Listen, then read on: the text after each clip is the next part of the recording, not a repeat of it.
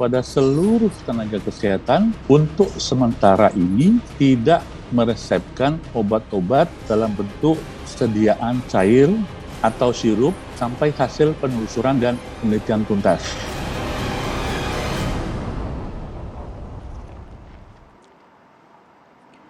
Selamat malam pemirsa, jumpa lagi di Perempuan Bicara selama 1 jam ke depan. Saya Balkis Manisang, ini kita akan cukup fokus dan serius mudah-mudahan di tengah banyak sekali informasi dan berita yang mungkin juga mendominasi ya.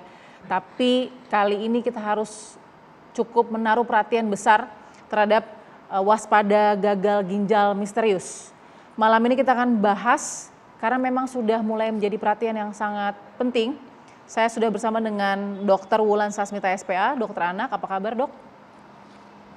Alhamdulillah, baik sekali. Terima kasih. Baik, terima kasih, dokter. Dan kita juga akan berbincang dengan salah seorang ibu yang baru saja kehilangan anaknya. Mungkin Anda pemirsa sudah sempat melihat videonya cukup viral di media sosial, yaitu almarhumah atau mendiang Melody yang sudah meninggal karena kasus gagal ginjal misterius. Saya sapa dulu dengan Ibu Kuri. Ibu Kuri, selamat malam, langsung bergabung dengan kita dari Tondano, Sulawesi Utara. Selamat malam Ibu Kuri. Selamat malam. Baik Ibu, pertama kami turut berduka cita Ibu Kuri. Ya. Baik, Ibu Kuri, kita tidak hanya berdua saja. Sebelum saya menanyakan cerita Ibu, saya juga harus mengundang Kepala Biro Komunikasi dan Pelayanan Publik Kemenkes, Ibu Siti Nadia Tarmizi. Selamat malam Ibu Nadia. Silakan Ibu, langsung dari kantor Kementerian Kesehatan Ibu ya. Kami terima kasih sekali diberikan waktu ini kita di Jumat malam ini selama 1 jam. Apa kabar Ibu Nadia? Sehat, Alhamdulillah Mbak Balkis. Selamat malam Dr. Wulan, selamat malam. Alhamdulillah, oke baik. Baik, saya rasa mudah-mudahan publik bisa menyaksikan Perempuan Bicara malam hari ini. Kita akan memberikan edukasi yang mudah-mudahan komprehensif dan bisa membantu meredamkan paling tidak kepanikan ya, atau kekhawatiran yang saat ini sedang cukup tinggi di masyarakat. Oke, saya pertama ingin memberikan informasi dulu seputar waspada gagal ginjal misterius. Silakan. 99 anak meninggal akibat gangguan ginjal akut. Tingkat kematian akibat penyakit ini mencapai 48% dari total 206 kasus yang dilaporkan ke Kementerian Kesehatan dari 20 provinsi. Kamis 20 Oktober kemarin, BPOM perintahkan penarikan dan pemusnahan 5 produk sirup obat yang dianggap sebagai pemicu gangguan ginjal akut pada anak. Kelima produk ini mengandung etilen glikol di ambang batas. Namun, BPOM belum bisa memastikan keterkaitan antara etilon glikol dengan penyakit ini.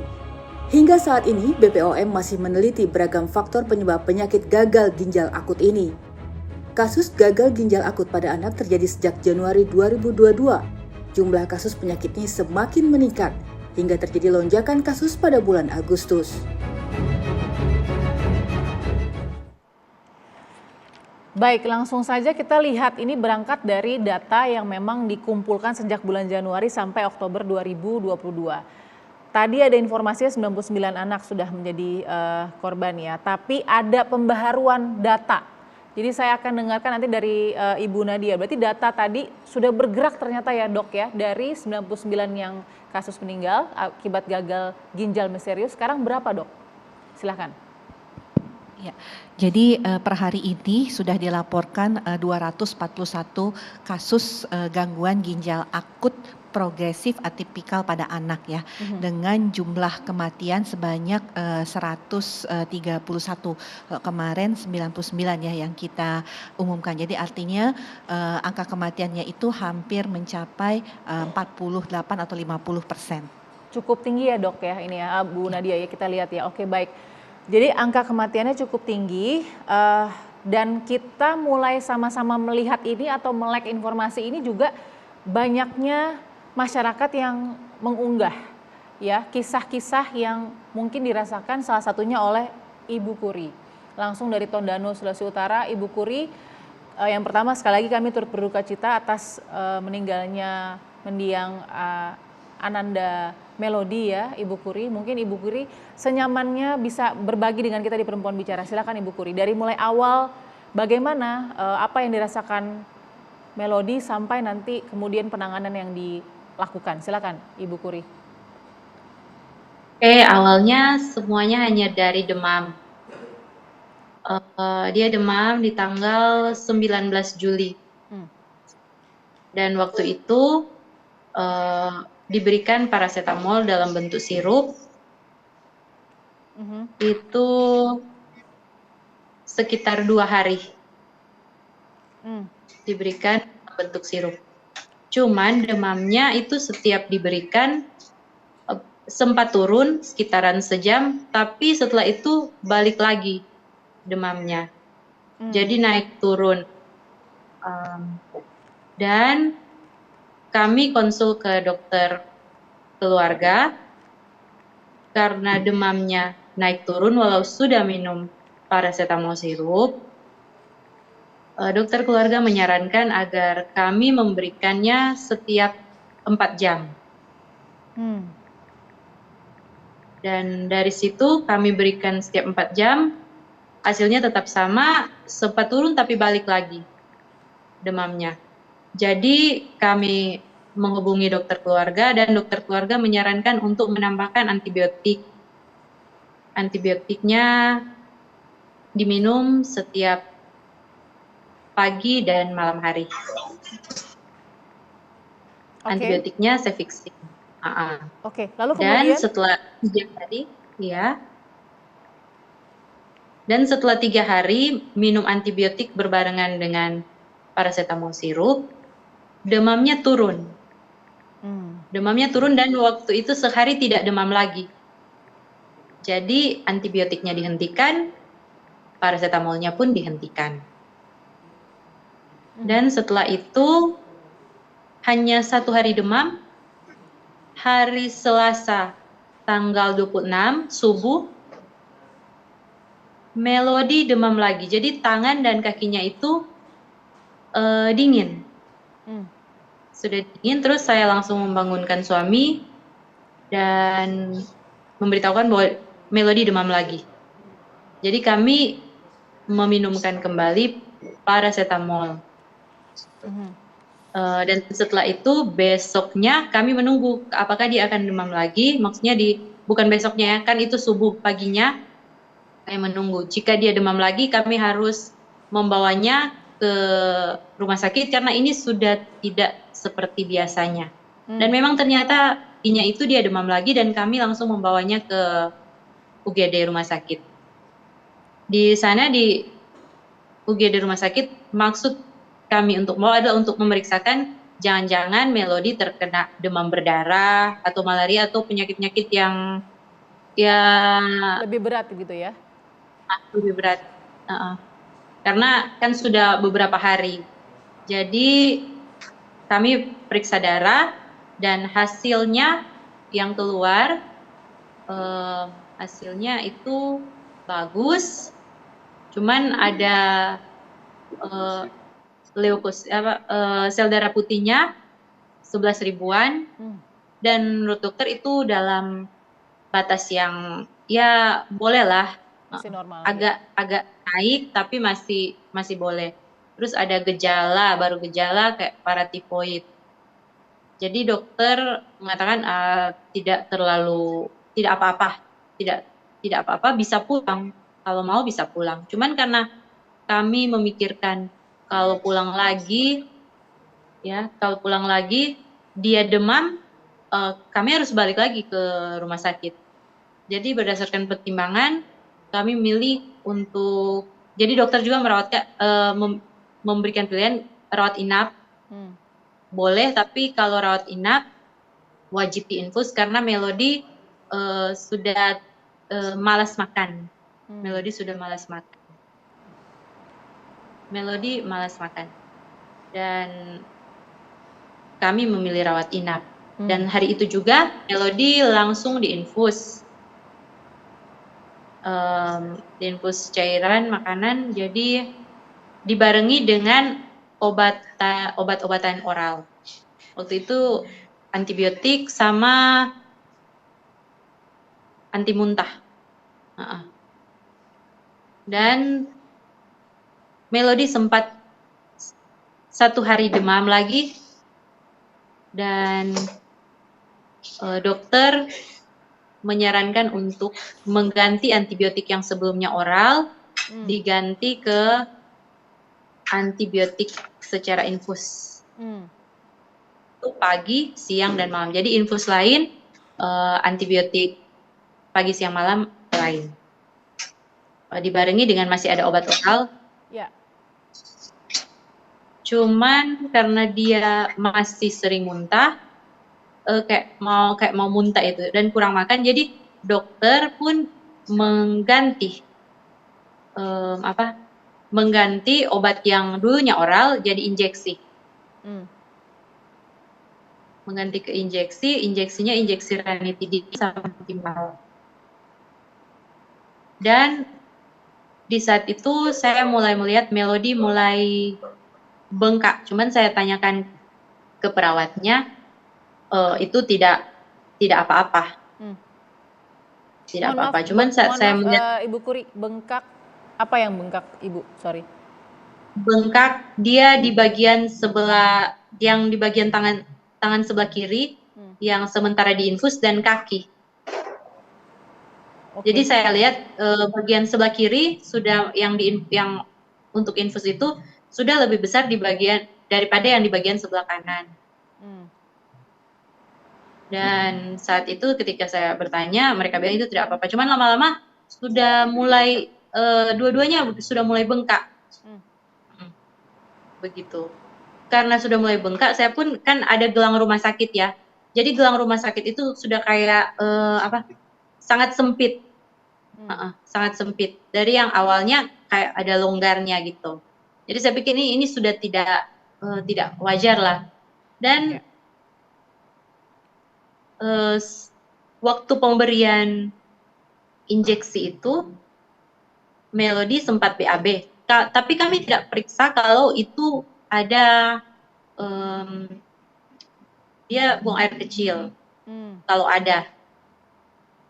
Sudah tidak periksa. Dan malamnya itu kami periksa tidak ada, tapi waktu itu hanya berpikiran, maksudnya ya masih dalam tahap yang wajar begitu.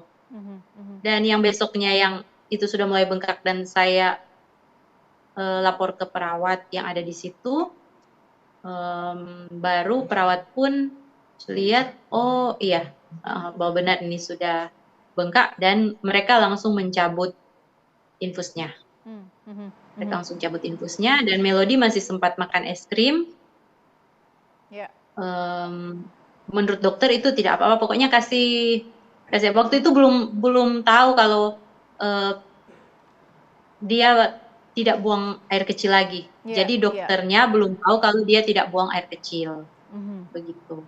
Nanti pas dokter sudah selesai visit, baru kan dia sudah lepas infus. Jadi pas mau ganti baju, ternyata kami pas ganti itu kan sudah siang, itu tidak ada kencingnya. Baik. Dan pas lapor ke perawat, mereka pun mengatakan bahwa nanti mau telepon dokter. Dan telepon dokter menyarankan untuk kompres dulu, kompres di bagian perut. Air hangat dicampur air, kadang diganti air dingin gitu. Cuman tetap nggak keluar. Dan dokter menyarankan untuk periksa darah. Dan waktu mau periksa darah agak susah untuk mau diambil. Jadi yang terambil dari hanya sedikit. Dari situ periksa darah lengkapnya masih bagus. Urium kreatininnya karena darahnya cuma sedikit, mereka mengatakan hanya akan diekstrak. Jadi pas hasil dari ekstrak itu, urium kreatininnya sudah tinggi, tapi mereka tidak mau keluarkan, katanya ini berekstrak. Ibu Kuri, mohon maaf, saya sempat lihat video Ibu Kuri dengan Melody begitu ya, 1 hari sebelum, kalau tidak salah begitu ya, 1 hari sebelum Melody tiada begitu ya. itu kondisinya masih bisa komunikasi ya Ibu ya? Iya, masih dia memang sudah lebih banyak tidur, tapi kalau ada yang bangun, pas bangun itu ya komunikasinya masih bisa respon. Oke, oke, baik. Ini pasti perjalanan yang sulit ya Ibu Kuri ya yang dialami keluarga ya, karena memang ternyata sempat sembuh begitu ya, ada harapan, tapi kemudian drop lagi begitu ya kondisi Melody saat itu ya, sempat drop lagi dan akhirnya dirawat inap, begitu Ibu Kuri ya? Melody memang termasuk kalau mau bilang drop kayak tidak drop sih. Jadi Cuma saat-saat jadi lebih tiba-tiba yang dirasakan Ibu Kuri? iya. Oke, baik. Terakhir Ibu Kuri, ada pemeriksaan terhadap ginjalnya tidak di saat sebelum Melody tiada? Iya kan, maksudnya kan ureum kreatinnya ini masih di rumah sakit awal ya. Iya. Ketika di rumah sakit awal, ureum kreatinnya kan menurut mereka sudah tinggi, tapi mereka nanti keluarkan hasil, jadi darah akan diambil lagi dan baru akan keluarkan hasil besok. Cuman malamnya, jadi kami nggak di sana sampai pagi. Jadi waktu itu karena dia nggak kencing, jadi sudah terstop lah kencingnya itu. Iya. Jadi dokter menyarankan pasang kateter. Ketika pasang kateter tidak keluar juga, dia dirujuk di rumah sakit provinsi di daerah kami. Baik. Waduh, ini cukup panjang ya berarti perjuangan dari keluarga Ananda Melody begitu ya Ibu Kuri, termasuk Ibu Kuri dan suami tentunya. Tadi saya yakin Melody. Bagaimana Bu? Melody cuma 4 hari di rumah sakit awal dan 2 hari di rumah sakit rujukan. Oke.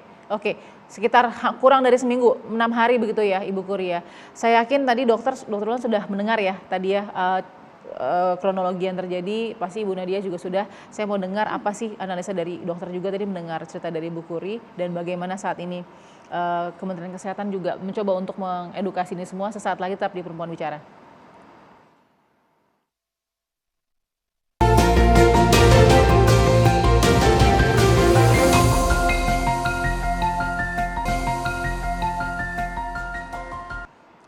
Kembali di Perempuan Bicara, kita masih membahas soal waspada gagal ginjal misterius yang saat ini masih menjadi perhatian dan saat ini tengah menjadi perhatian publik. Saya tadi sudah mendengar sedikit, kita sudah mendengar sedikit ya Dok ya, penjelasan dari Ibu Kuri, ibu dari Ananda Melody yang mengalami gagal ginjal misterius ini. Mungkin apa Dok yang mau bisa dianalisa sedikit dari penjelasan Ibu Kuri tadi di segmen awal? Silakan bicara. Selamat malam Ibu Kuri. Selamat malam Dok. Ya, saya sebelumnya mengucapkan turut berduka Bu Kuri ya atas meninggalnya Ananda. Semoga Bu Kurinya diberi kesabaran ya. Amin. Atas kejadian ini. Kalau boleh saya bertanya Ibu Kuri, jadi untuk gejala awalnya Ananda ini selain demam apa ada gejala lain yang dialami oleh Ananda Bu Kuri pada awal sakit? Enggak ada, cuma demam saja. Tidak ada, cuma demam saja. Melody tidak diare, tidak pilek, tidak batuk, ya? Tidak, hanya demam saja. Jadi hanya demam saja, kemudian setelah beberapa hari tidak membaik, kemudian dirawat di rumah sakit gitu ya Bu Kuri ya. Iya.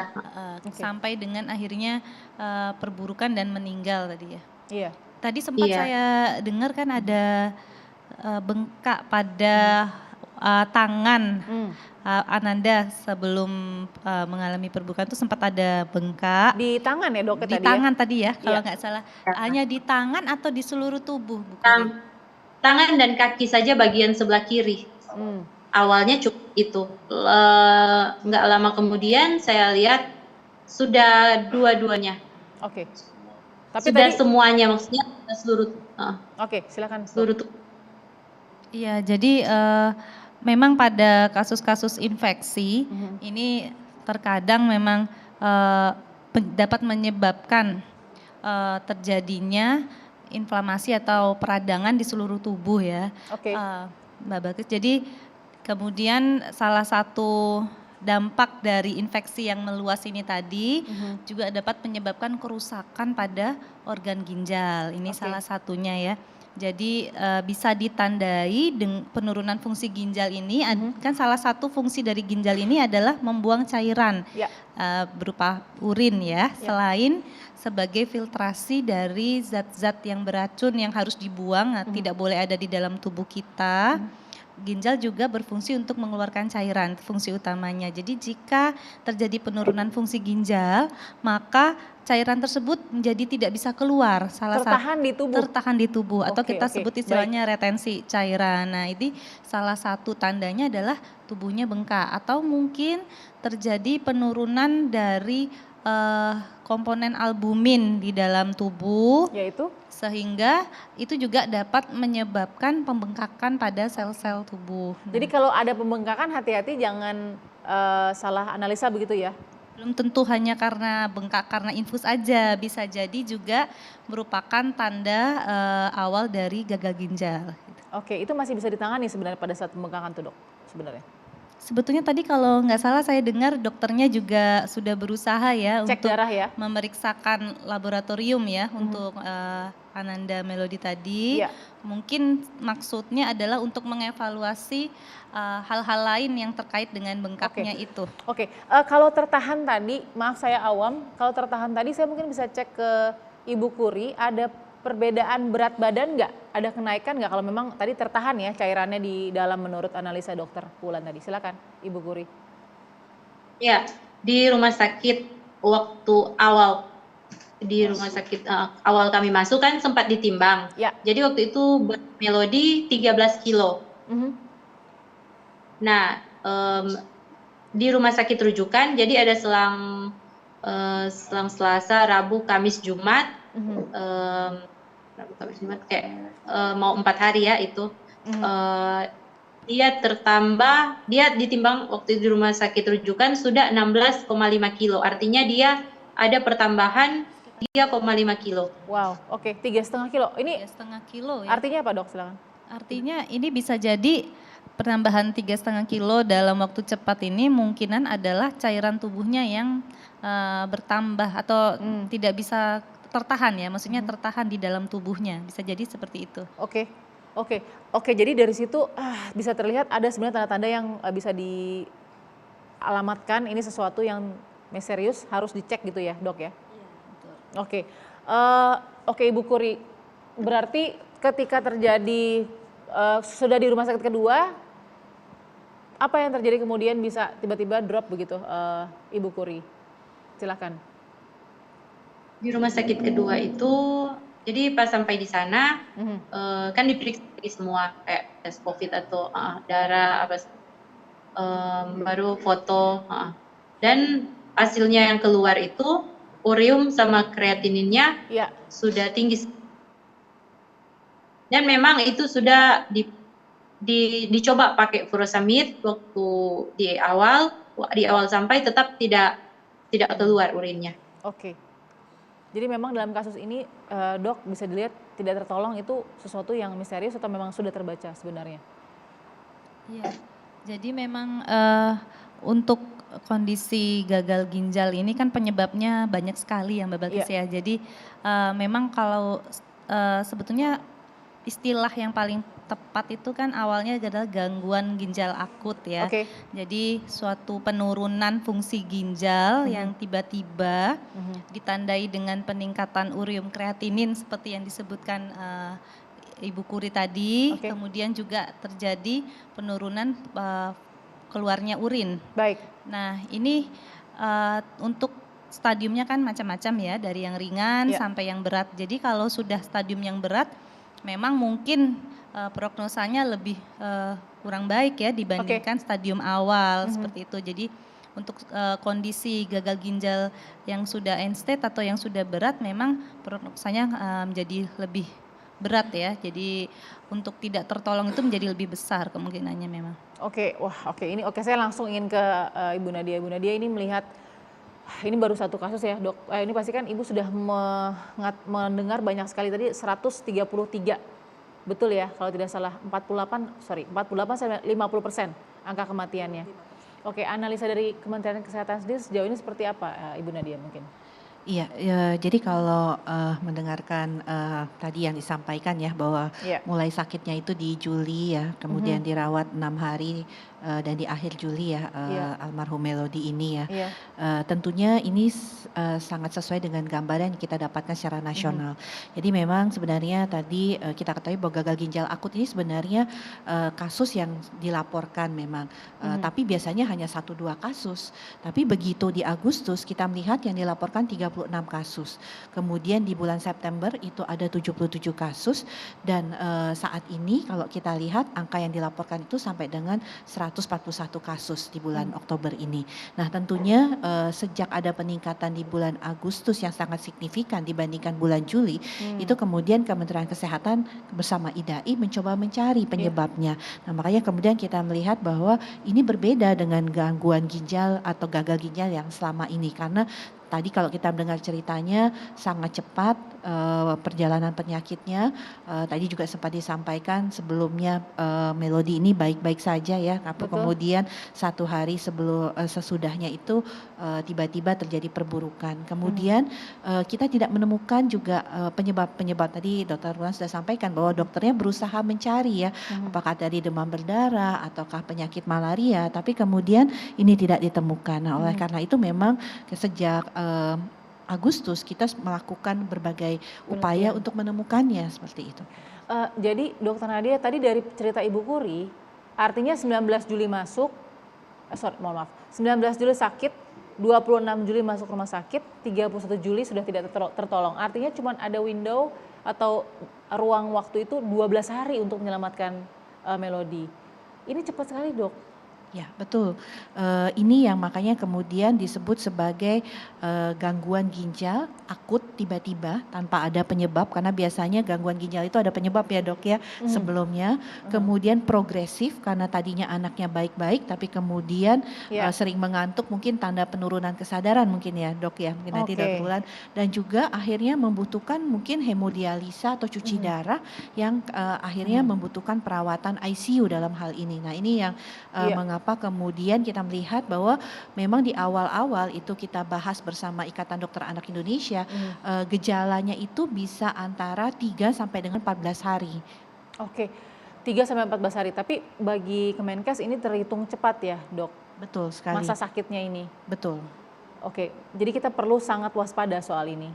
Ya, itu makanya kemudian kita melakukan banyak hal ya, termasuk kemarin kita secara konservatif, antisipatif, kita meminta ya untuk tidak menggunakan juga, kalau tadi ceritanya Ibunda Melody itu kan menggunakan sirup paracetamol dan sebagainya. Jadi memang kita sudah melakukan banyak hal ya, mulai dari pemeriksaan bakteri, virus ataupun kemungkinan hubungannya dengan COVID, tapi itu sudah disimpulkan tidak ada hubungannya dengan bakteri gitu ya, seperti itu, iya, termasuk dengan COVID. Nah, kemudian kita mencoba mencari ya dengan dukungan WHO, apakah ada kasus-kasus serupa di negara lain. Salah satunya Gambia yang kemudian mengatakan bahwa mereka sudah membuktikan adanya zat toksik yang berkaitan dengan gejala yang serupa ini. Nah, oleh karena itu kemudian kita melakukan pemeriksaan selain pemeriksaan bakteri, panel virus, ini kita melakukan pemeriksaan toksikologi tadi. Saya masih ingin lebih jauh ke Dokter Nadia dan juga ke Dokter Wulan. Kenapa? Karena kami masih berspekulasi kan di masyarakat, Dok.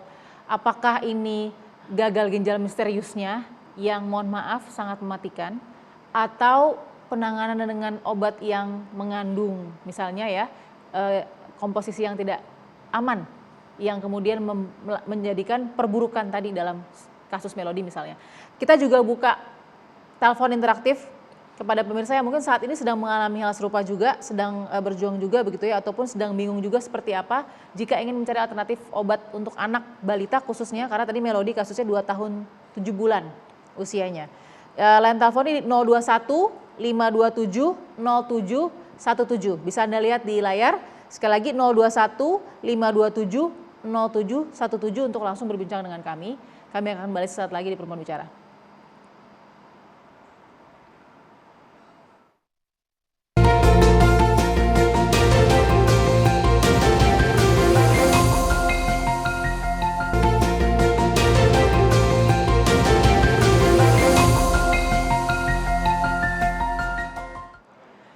kembali di Perempuan Bicara. Kita sudah dengar di 2 segmen awal adalah cerita dari Ibu Kuri di Sulawesi Utara, ibu dari mendiang Melodi yang mungkin Anda sempat lihat kasusnya gagal ginjal misterius dalam 12 hari gitu ya.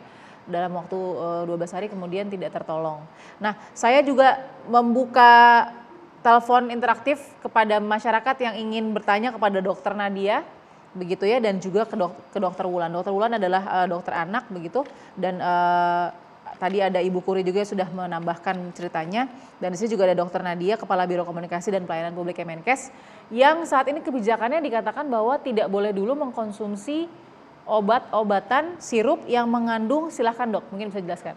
Iya, jadi dengan situasi tadi ya, seperti kita sampaikan, kita melihat peningkatan kasus dengan angka kematian di awal itu sampai dengan 70% ya, kalaupun sekarang sudah 55%. Tapi itu merupakan angka yang luar biasa. Kita bisa bayangkan, kita ini semua ibu-ibu mungkin ya, bagaimana kalau seorang ibu, mungkin juga termasuk tadi almarhum Melodi ya, kita merasakan Bu Puri bahwa bagaimana kalau anak pertama kita yang kita besarkan itu kemudian dalam 2 minggu harus meninggalkan kita. Jadi dengan dasar itulah memang kami bersama IDAI mencoba mencari, tadi kami sampaikan, tidak ada misalnya pemeriksaan bakteri atau virus yang konsisten pada semua pasien. Akhirnya tadi kita mencoba mencari di negara lain ada nggak kasus-kasus serupa yang bisa jadi pembelajaran kita. Nah, salah satunya adalah toksikologi tadi ya, bahwa kita mencoba mencari apakah ada senyawa yang sifatnya toksik yang ada di tubuh anak-anak yang mendapatkan gangguan ginjal akut progresif ini. Dan ternyata dari pembelajaran Gambia itu dikatakan mereka menemukan 3 zat ya, ethylene glycol, diethylene glycol dan ethylbutor itu sebagai zat yang berhubungan terhadap munculnya gejala gangguan ginjal ini. Nah, oleh karena itu kita memfokuskan. Jadi kita lakukan pemeriksaan toksikologi pada darah, pada urin anak-anak ya. Tentunya kalau yang beberapa kasus kita tidak sempat periksa lagi ya, karena memang tadi seperti Melodi ya.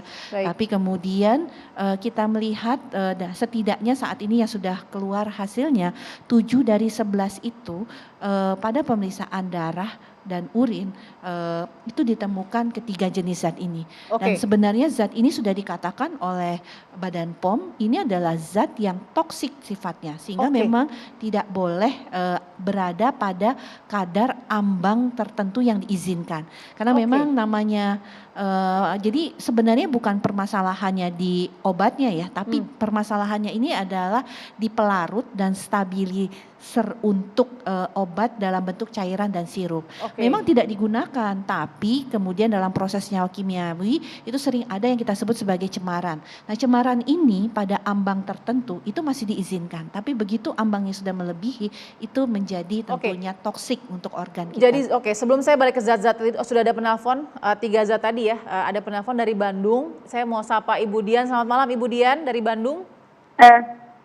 Iya, selamat malam. Silakan Ibu Dian, apa yang mau disampaikan atau ditanyakan?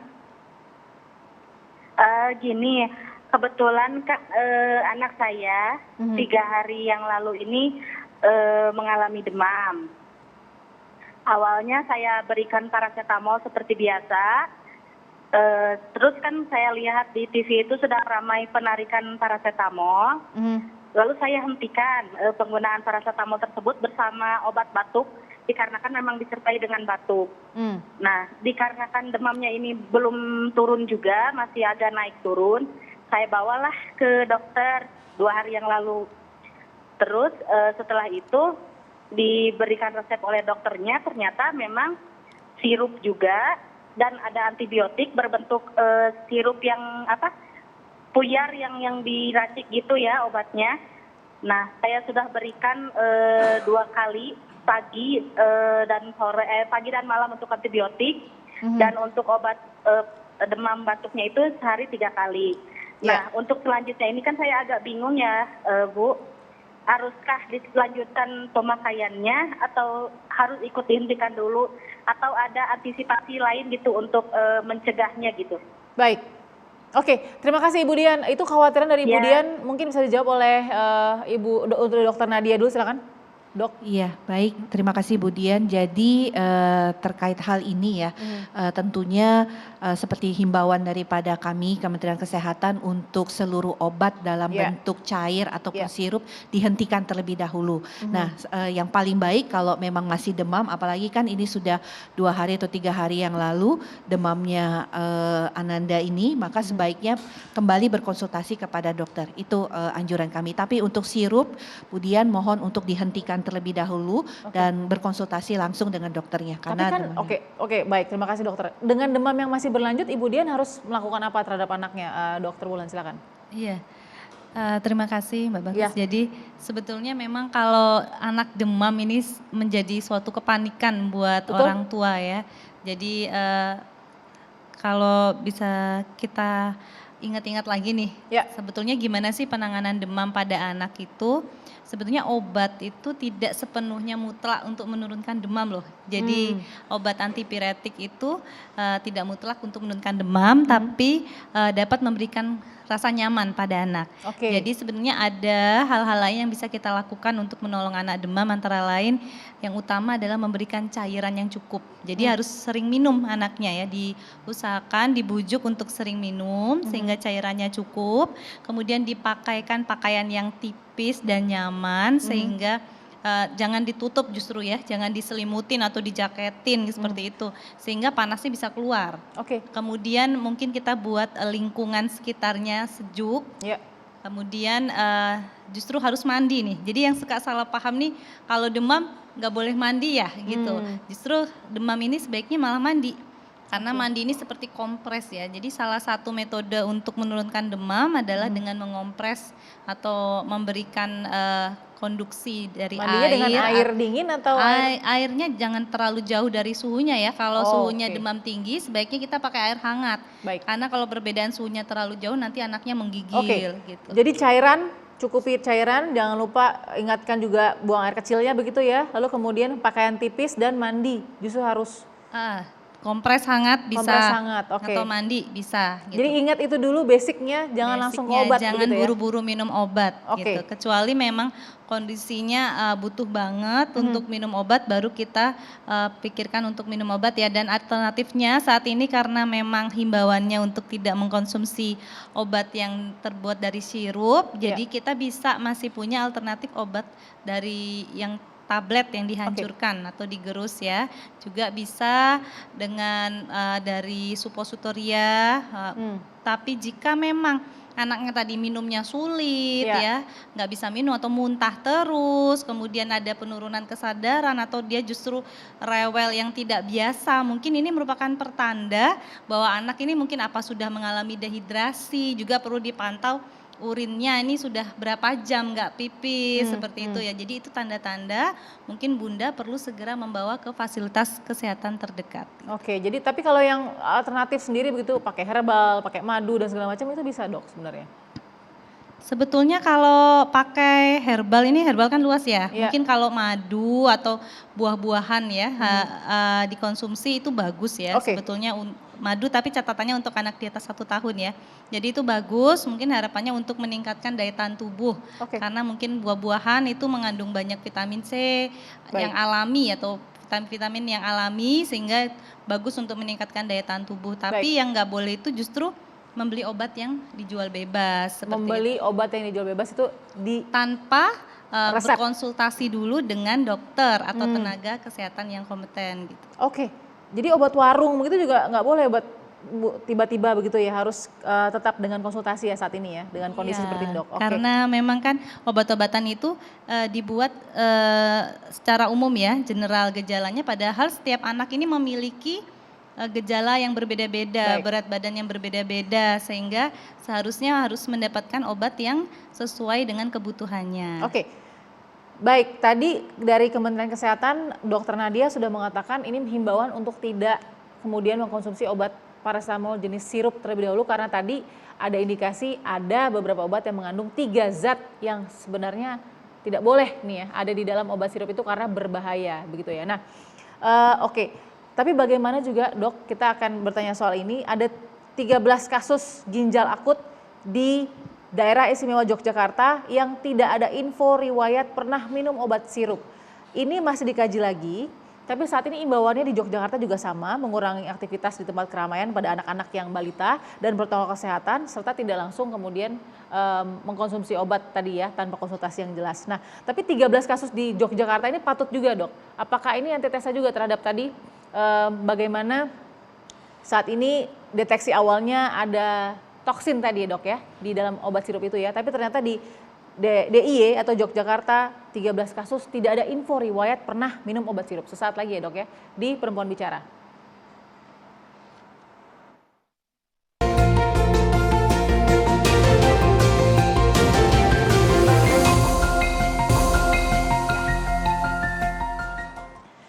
Baik, sepertinya masih banyak pertanyaan tapi waktu kita sedikit. Dokter Nadia mudah-mudahan bisa mengedukasi. Tadi ada kasus 13 ya di Yogyakarta yang hasilnya tanpa riwayat obat sirup. Makanya kita sekarang ini antisipatif ya, dan lebih memilih konservatif. Karena tadi tidak menutup kemungkinan infeksi-infeksi itu bisa juga jadi penyebab ya. Kemarin karena kita mencoba ya dari sampel-sampel yang dikumpulkan itu tidak konsisten untuk mencari infeksi bakteri dan sebagainya. Makanya kemudian begitu dapat informasi ada zat toksik ya kita datengin tuh 156 keluarga pasien dan kita mendapatkan ada 102 jenis obat sirup yang digunakan oleh pasien sebelumnya. Nah ini sedang kita lakukan pemeriksaan. Jadi ada dua hal yang kita lakukan. Melakukan pemeriksaan di pasien dan yang satu lagi melakukan pemeriksaan terhadap obat-obat sirup dan cairan tadi untuk tadi yang melihat apakah ada kadar yang melebihi dari standar yang seharusnya. Oke, mohon maaf dok, ini hanya untuk klarifikasi saja. Obat yang mengandung zat-zat ini bisa masuk ini bagaimana dok sebenarnya? Memang sudah sesuai atau bagaimana? Iya sebenarnya ini tadi kami sampaikan ya bahwa ini adalah pelarut dan stabilisasi untuk obat dalam bentuk sirup dan cairan. Jadi kalau kita lihat kan merujuk dengan apa yang disampaikan oleh Badan POM, sebenarnya itu kan produksi itu kan satu batch ya Mbak Balkis ya. Jadi bisa saja dalam satu batch itu ada permasalahan dalam proses produksinya. Makanya kemudian ini yang 5 obat yang kemarin ditemukan kadarnya itu melebihi dari standar yang seharusnya itu oleh Badan POM diminta untuk ditarik. Nah di sisi lain kita melihat nih obat yang kemarin diminum anak-anak itu harus kita periksa juga ada nggak terkait ini dan itu masih tentunya berproses. Sebagai antisipatif kita bilang jangan gunakan. Karena itulah jangan digunakan dulu. Itu salah satu pertanyaan yang dari Ibu Kuri juga ya Ibu Kuri. Saya mau sampaikan juga tadi pertanyaan dari Ibu Kuri. Mudah-mudahan Ibu Kuri masih bisa mendengar adalah kan tadi dokter bilang kalau stadium masih awal, gagal ginjal misterius masih bisa rawat inap intensif. Tapi kalau stadiumnya, mohon maaf akhir ya, itu harus cuci darah walaupun balita. Benar seperti itu dok? Ya jadi gangguan ginjal akut itu kan ada tahapannya, ada yang masih ringan, sedang, berat gitu ya, kurang lebih seperti itu. Nah jadi kalau memang masih awal mungkin penanganannya lebih mudah ya, jadi masuk rumah sakit bisa ditangani harapannya outcome-nya jadi lebih bagus. Tapi kalau memang sudah datang dengan tidak bisa keluar urinnya berjam-jam atau sudah lebih dari 24 jam gitu mungkin sudah lebih berat ya. Jadi udah juga dilihat dari kadar ureum kreatinin, kadar itunya tuh kalau kadar laju filtrasi glomerusnya udah lebih kurang bagus. Jadi memang penanganannya tentunya lebih berat, mungkin bisa sampai ke cuci darah, dialisis ya. Saya tadi ingat pertanyaan Ibu Kuri pada saat jeda Dokter Nadia. Jadi terakhir ini ya, sempat ditawarkan untuk cuci darah mendiang Melody.